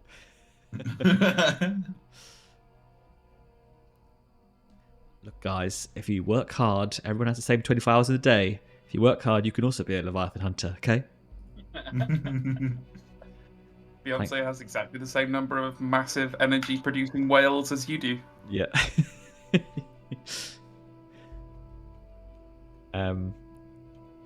Cool. Well, let's come up with a name for this guy. Timothy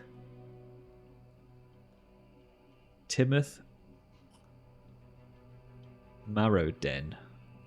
Gonna be unregrettably British and posh, isn't he? Are we saying Timoth? I mean, it's quite. Considering we're basically just Jonathaning it here. I quite. I You actually heard quite. him. You I heard quite him. like- We I all quite- heard him. He said Timoth. I like it. I actually like Bet. it. Draw a line under it and move on. Timoth it is. Tomothy. It's Tomothy. No. Timoth is much better than Tomothy. Let's see. We've got some randomly generated descriptors here. Let's have a look. What was his surname? Sorry. I'll put it in chat. Right. Maybe Saffron, you want to describe how they look. I mean, here's some interesting words. You got affable, athletic, bony, bright, brooding, calm, chiseled, cold, dark, delicate, fair, fierce, grimy, handsome, huge, hunched, languid, lovely, open, plump, rough, sad, all of scarred, them. slim, soft, All squat, of them. stern, He's stout, a horrible, striking, horrible monster. He's all of those things. He's just a gorbling, gooping monster. He's hunched twitchy, and beautiful, weathered, wiry, or worn. but twitchy and bony, but plump, but rake. Like yeah. I think I he's don't a know. really hench, clean-shaven, blonde parting, like, you know, the guys in The Social Network, the twins. Yes, the think- Duskvol, Winklevoss. Yeah, I think he's basically one of those. I think he's Arnie Hammer. I was thinking more like because again he's contemporary to Saffron, so he has to be a little aged, so he's going to be more of a silver fox at the very least. I was thinking more But a isn't Saffron's thing is like that's his lifestyle at his age? mostly, but he still is. He is aged. He has been aged by the lifestyle, but he is also aged. So That he is could true. be more like a Mads Mikkelsen type then. He's kind of got the blonde locks, but older, Okay, deal. ruggedly handsome, but a little bit. Mads little bit scary. Mikkelsen in the Indiana Jones film. Yes. Yes, with glasses. Okay. Is he a Nazi in that? Everyone's a Yes. Nazi in that. You've got Harrison Ford and other That's Nazis. absolutely not. That's not even close to true. Shia LaBeouf, Nazi, done. There's like 2 or 3 Nazi characters in that whole film. Phoebe Waller-Bridge, the little kid. Yeah, The the child actor, little yeah, ethnic Nazi. boy. He's a Nazi. Those swinging monkeys in Crystal Skull, they were all Nazis. Yeah. Every single fucking one of Nazi them. Jaws. Signed up party members. The monkey with the fez that poisoned his drink. The closest like non-Nazi character to a Nazi is John Rhys Davies, who's gone all Brexity now. That's it. That's true. Ollie, what are you describing there? Like the zoo edition of Cluedo? What? No, it's Monkey Temple of Doom. poisoned. The monkey poisons his drink, doesn't he? Okay. Oh, that's true. It was the monkey with the fez in the lion's cage. And the poison. Yeah. Well, Timothy Marrowden is descending the steps of the Sparkrights Institute in White Crown or wherever it is. Saffron, and I think you've been waiting for some time for him to appear. And you see him going down the steps at a pace with his little pince-nez and a stack of papers that he's I'm glancing kind over. of in like a shadowy corner. Okay. Yeah.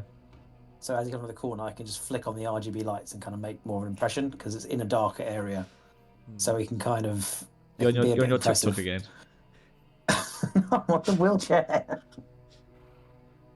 I want to really grab his attention. I think A I bit want of to a say light- he's got a light really. show. I want to say he's got a cool Sparkcraft thing as well.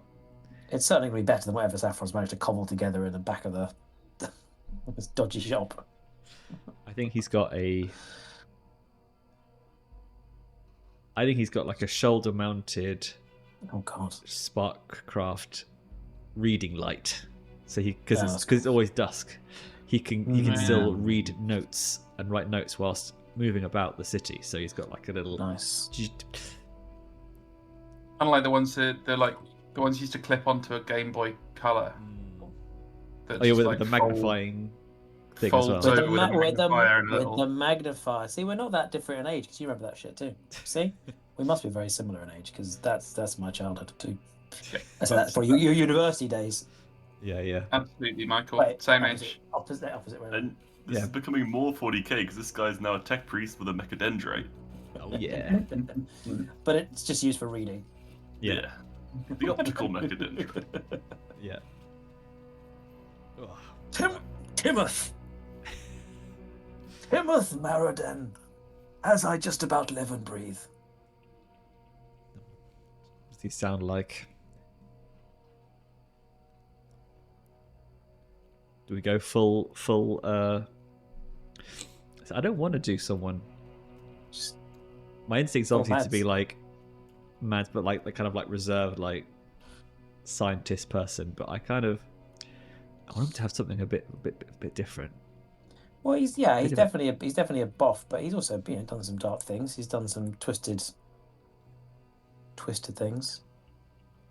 Evil boff. Evil boff. That's what you called yourselves when you were at med school. The evil boffs. That's it. The pub quiz team. I think he looks around, and then when he looks, I think the Sparkcraft light follows his gaze, like an Apache helicopter turret. So it temporarily blinds you. Try to look impressed. Try and turn up the levels of my RGB lights, see if they go any brighter. Switch over to pulse. And I think he says, My. Saffron, is that you? Saffron Yes. Monkshood. It is I, more aged than you may remember, but just as sharp of mind and quick of wit. It's a bluff. It's a bluff. Well, I'm sure of it, my old friend. Well, is it something that you need? I'm actually on my way to my laboratory right now. Oh yes, I hear you've done very well for yourself, rising the ranks of the Sparkcraft Guild. They must be very proud of all the work you've done over the years, every single experiment, every single project you've undertaken. I'm sure you've shared all the work you've done to get where you are today. Saffron, I know that tone in your voice. It's normally how you sounded when you were trying to blackmail me into giving me my homework. Giving you my homework. Nonsense, I never did my homework. I'm just saying, you've done very well for yourself and haven't ever thought to look back at those you've left behind. But I'm here today to ask a favour of you, and in return I may do a favour and not blow the lid on some of the more untoward activities you took to develop your skills. I think his good-natured smile fades. It's like, Saffron, sounds like you really are trying to blackmail me. What kind of homework are you hoping to copy this time? Oh, nothing. You may have heard that I part of just a small, incredibly successful gang called the Damned Emporium. You may have heard of us on the streets. Or in the throne room, wherever you are. I'm sorry, I don't really follow the gang culture in Duskvol. I'm too busy with my studies. That might be for the best, to be honest. We're looking for someone to bankroll, sponsor, be a patron to our very legitimate, completely by-the-books organization, and having someone of your stature who's fully respected, with no blemishes in their past that anyone knows of, to be a supporter and to help further our endeavors might benefit you and might benefit us as well.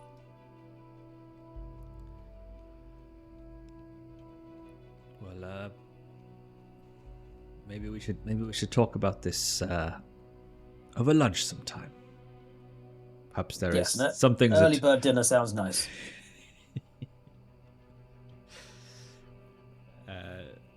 Perhaps there is some things we're always in need of certain chemicals and reagents in our work. We have some issues acquiring certain things. Perhaps this is something that you can do for us. Oh, completely, very legitimate. Nothing to worry about there. That might kind of come back to bite you. It's all very much on the up and up. You just keep yourself honourable, and we'll do our part. I have to nip because the little one's woken up. But I'll say goodbye before you sign off. But okay. Bye. Yeah, sorry, he's a bit well, but bit of it. Bye. Bye. Take care. Bye. I think Saffron says that in character as well, so he just runs away down an alleyway like Having Jack a senior Sparrow. moment. Yeah.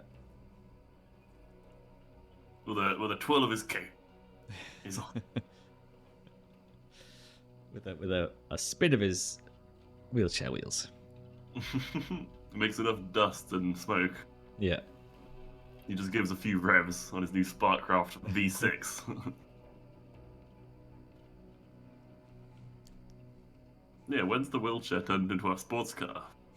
Season 4. I think at that point it will just enfold him like a mech suit. An Iron Man suit, yeah. Hell yeah. He'll get nanobites.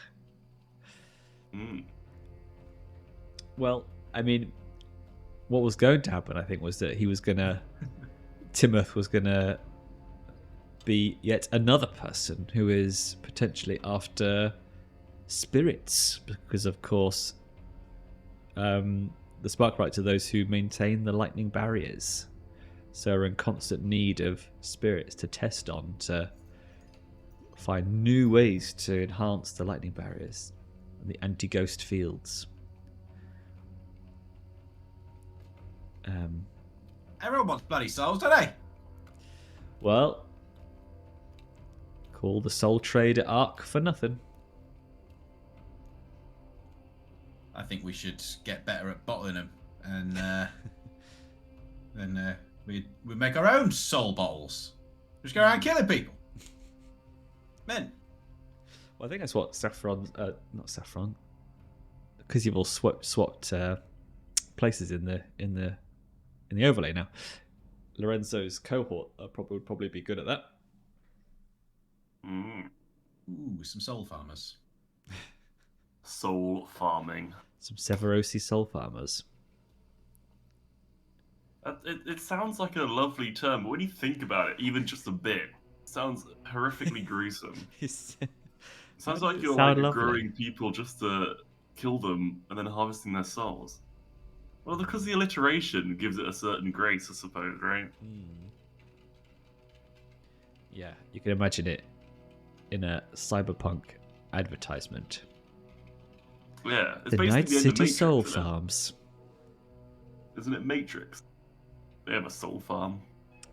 Well, it's more like batteries, using them as batteries. Bioelectricity farm. It's a few steps away. Well, and on that bombshell, it's time to end, and we still haven't got a score sorted. Score schmore. Haven't we? Look, you guys, next time you're stealing some souls, whether you like it or not. Someone somewhere wants some. You said by the end of the next two heists, it's gonna have to. Lorenzo's ghost contract's gonna expire. Yeah. So if we just don't do the heists, that'll never happen. It's true. The rulebook doesn't tell you what happens if the players refuse to go on any score. You just keep living their lives. The only winning move is not to play. You just Very end up. good. You have no money eventually, right?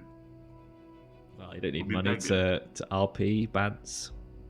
True. We have nothing but our bands. Yeah, it's fine. The next game we play is going to be super crunchy. Yay, back to Pathfinder, probably. Yeah, when Pathfinder is finished on Alchemy, because they're doing the Kingmaker campaign on there, so. Oh no, That'd be cool. I rolled a fail on my pouch leather maintenance roll. It's degraded by 13%.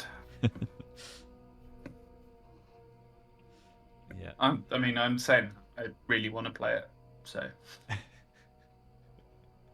So watching the tabletop tactics guys play D&D, and it's just so jarring when people are like, "Can I do?" I was saying to you, Milo, wasn't I? People were saying like, "Oh, can I do this one thing?" And they're like, "Well, that's gonna take your whole action.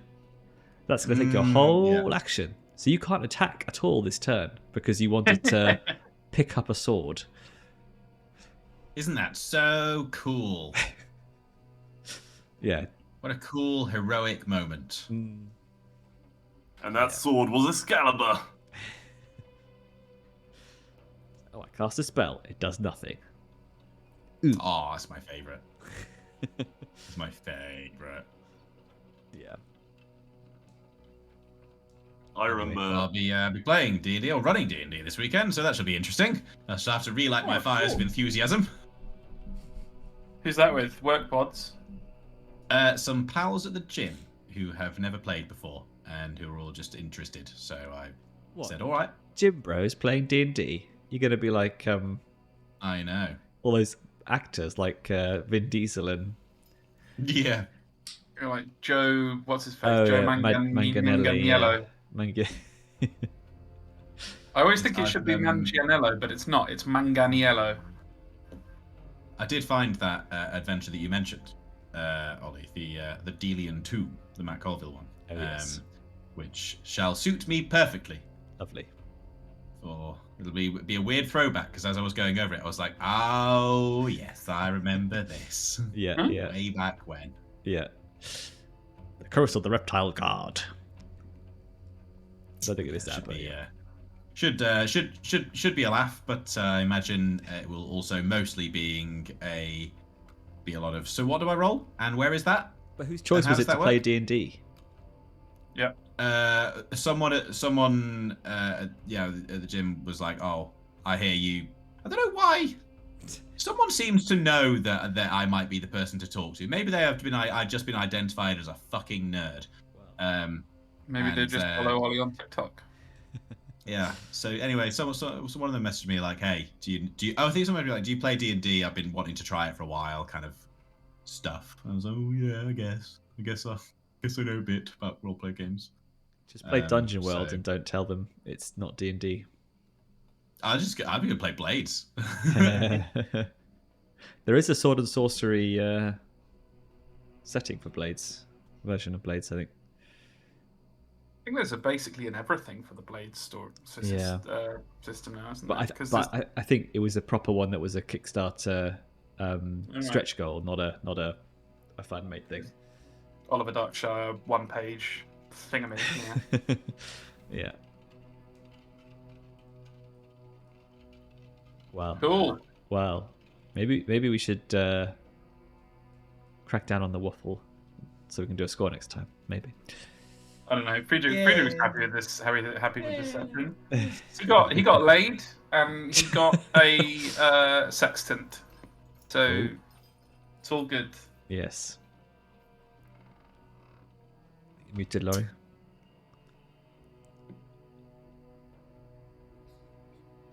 I was saying, it's a nautical tool, isn't it, for navigating the seas? Mm-hmm. It certainly is. Right. Don't know. Except this one's special because it's got a made-up adjective on the beginning of it that I made up. No. Yeah. Well, the stars are in the sea, so you're gonna need a fucking good sextant to work out where to go. Maybe that's exactly what this fucking is. Maybe this is a sextant that instead of navigating the sea by looking up at the stars and calculating the angles or whatever the fuck it is a sextant does, it looks into the sea to find the stars. That's really cool. You could have a bit on the ship at the very bottom with like a little hole or something. You put it in, or some like You wouldn't want to look down there. steampunk shit. Okay, that's Yeah. So maybe it does get more 40k, and there are proper navigators who have to look into the sea with their third eye and sextant. Yeah, so Friedrich is absolutely not using this thing because he has 0 ghost powers. But in theory, it was used for that many centuries ago. I reckon that should be canon. I reckon there should be like ship whisperers.